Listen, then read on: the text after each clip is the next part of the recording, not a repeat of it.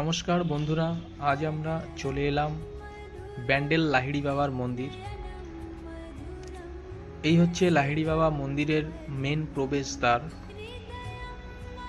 তো এখন আমরা লাহিড়ি বাবার মন্দিরে গুটি গুটি পায়ে প্রবেশ করছি এবং মন্দিরে ঢুকেই দেখতে পেলাম সুন্দর একটি পরিবেশ এবং মন্দিরের ডান দিকে রয়েছে একটি শিব ঠাকুরের মূর্তি এবং তার পাশে একটি খাঁচায় অনেকগুলি হাঁস। খুবই সুন্দর লাগছে এই পরিবেশটিকে। তো আস্তে আস্তে আমরা এগিয়ে চললাম লাহিড়ি বাবার মন্দিরের দিকে।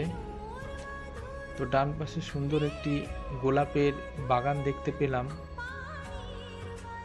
এই গোলাপের বাগানটি মন্দিরের পরিবেশটিকে আরো সুন্দর করে তুলেছে। এই দেখুন কত সুন্দর একটি গোলাপ বাগান। তো আরেকটু প্রবেশ করে আমরা দেখার চেষ্টা করব যে এই মন্দিরের মধ্যে আরো কত সৌন্দর্য লুকিয়ে আছে।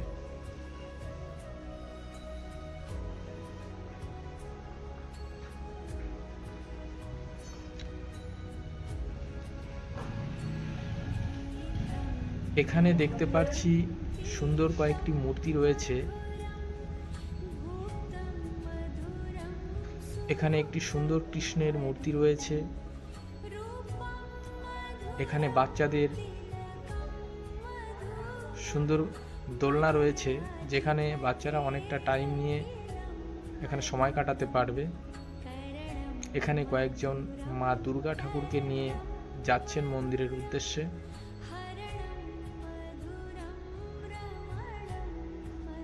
এরকম মন্দিরের প্রতি পদে পদে রয়েছে সুন্দর মূর্তি এবং সাজানো ফুলের বাগান। এই হচ্ছে মন্দিরের ভেতরে একটি দুর্গা ঠাকুরের মূর্তি এবং মন্দির। এবার আমরা চলে এলাম লাহিড়ি বাবার মেন যে মন্দির, সেই মন্দিরে। শ্বেত শুভ্র শান্ত পরিবেশে এই সুন্দর লাহিড়ি বাবার আশ্রমটি অবস্থিত। এক অপরূপ সৌন্দর্য। মন্দিরে ঢোকার পূর্বেই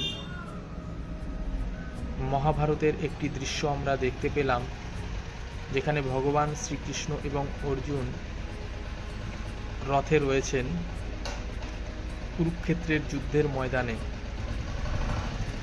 খুবই সুন্দর এবং শান্ত পরিবেশে এই মনোরম দৃশ্য দেখে সত্যি মন অনেক শান্তি পেল।